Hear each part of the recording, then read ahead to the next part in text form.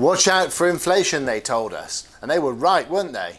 Analysts a few months ago started making some loud noises that there would be a lot of inflation in the Western world. Now, that relatively quiet period that's been bubbling away underneath the surface for a few months has now come to a head, because this morning all over the newspapers is evidence of facts and figures that point towards the realities of inflation. Here in the United Kingdom, for example, the inflation that we're seeing now hasn't happened for 25 years. That's a long time. It might even be longer than that, because it's only 25 years because that's the length of the data we've got, because the IHS Markit PMI index came about in 1996. So we can only measure from 1996 until today.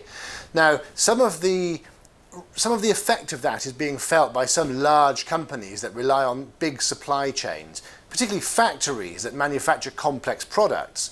They are having to pay more to their suppliers and more to buy raw materials. So it is impacting their ability to keep their prices at a competitive level. They've got a choice, haven't they? They either keep their price the same and make a loss, or they pass the cost on to consumers who are already cash-strapped after a year and a half of lockdowns.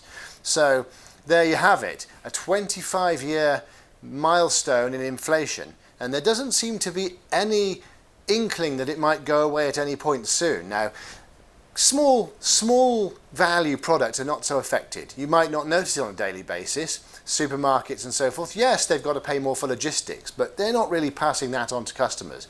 It's the big companies producing expensive and complex products, motor vehicles, things for factories and manufacturing equipment and so forth. That's the initial effect, but it may well move on to other things. What was that? Where's my jacket? Have you seen the price of clothes these days?